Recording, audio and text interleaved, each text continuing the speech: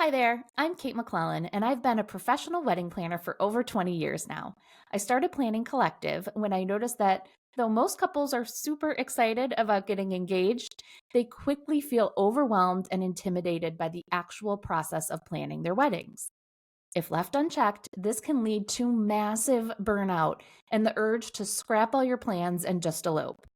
While this is totally normal, you don't have to sacrifice your sanity for your dream wedding.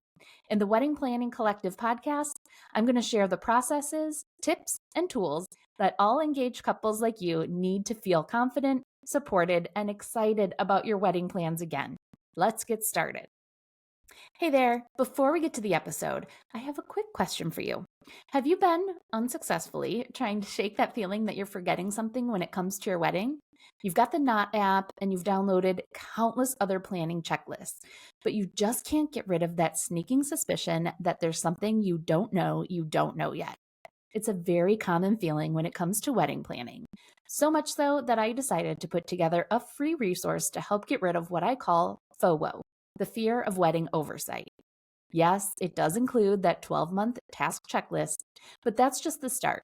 In addition to the ultimate wedding planning checklist, my new Don't Forget list also includes a wedding vendor checklist, your shopping list, a packing list for the wedding weekend, and a complete wedding item setup list to make sure that you are truly not forgetting anything when it comes to your wedding.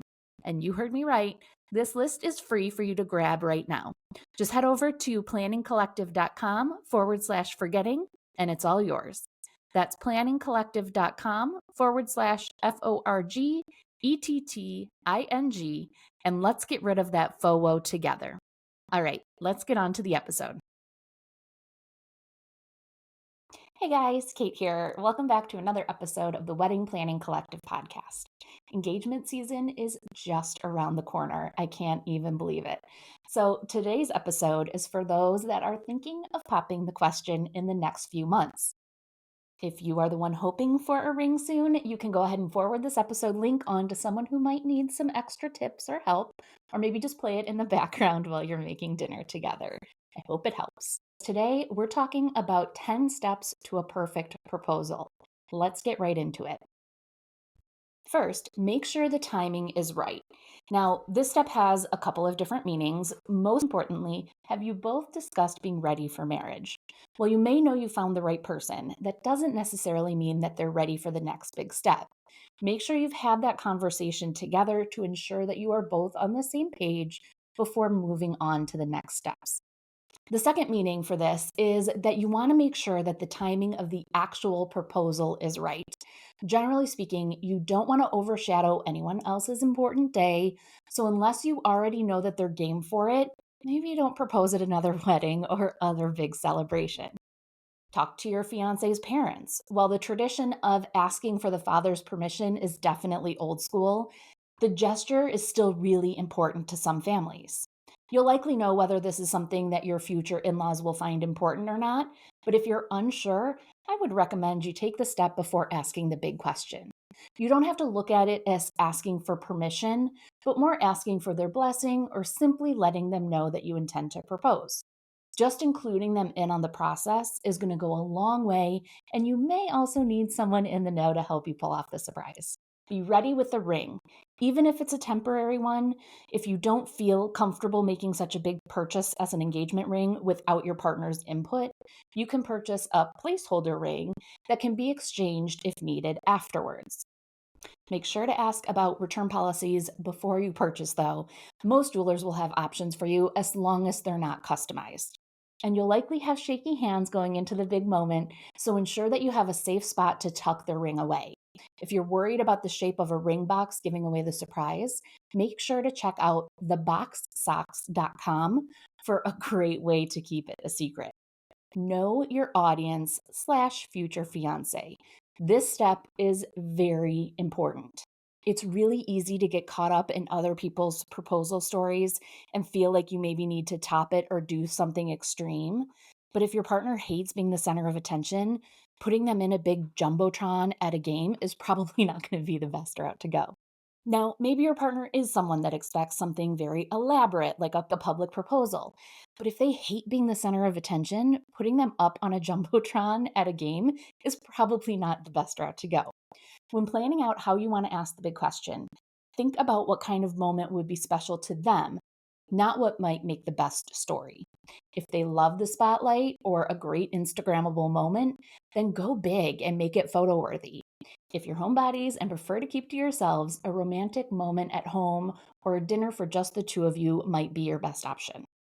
And if you're not sure, you can ask. I think people generally feel like it has to be a complete surprise, but I don't think there's anything wrong with having a conversation with them about what they think the perfect proposal would be.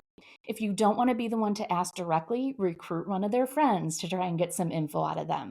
Those conversations may come more naturally with a friend and not give the surprise away.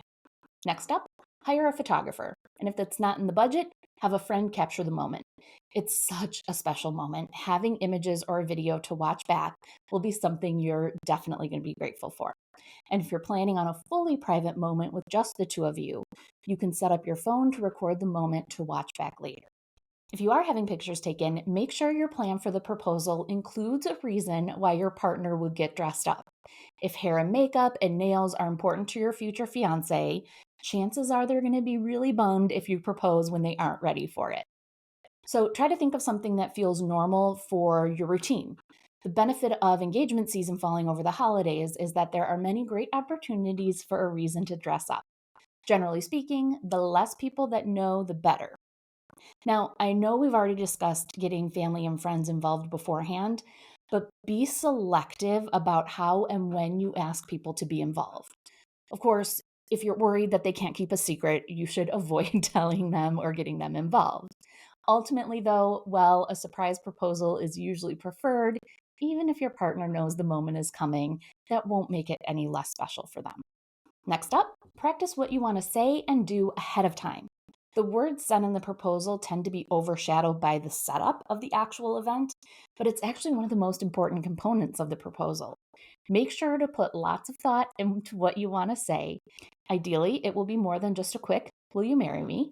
But if that's all you can get out in the excitement of the day, that is fine. I also encourage you to think about whether you plan to get down on one knee or not. It's an important gesture for some, but certainly not for all. I will say that if you are going to get down on one knee and you have someone taking pictures, stay down there for a little bit so they can make sure to get that important shot.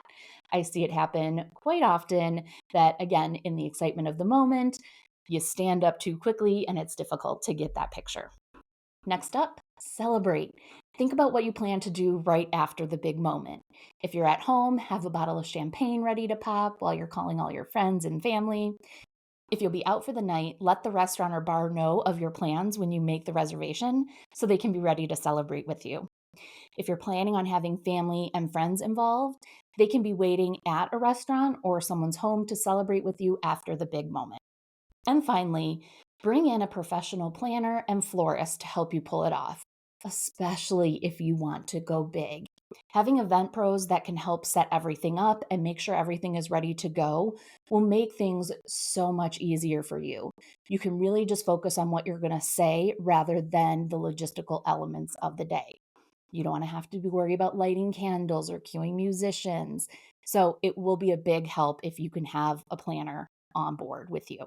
Most wedding planners will offer something like this, even if they don't have like an actual proposal package listed on their website. And they can also help you find the right location, photographer, or other vendors that you might need for the big moment. There you have it, the 10 steps you need to take for the perfect proposal. Now, I definitely want to hear from you. Are you planning on proposing this holiday season? Head over to the Planning Collective Facebook group and share with us what your plans are. It is a private group. We promise not to blow the surprise. And if you found this episode helpful, I would love it if you could take a quick minute to rate and review the podcast. It would mean the world to me, and it will help other couples find the wedding planning help they need. Thank you so much, and I will see you in the next episode.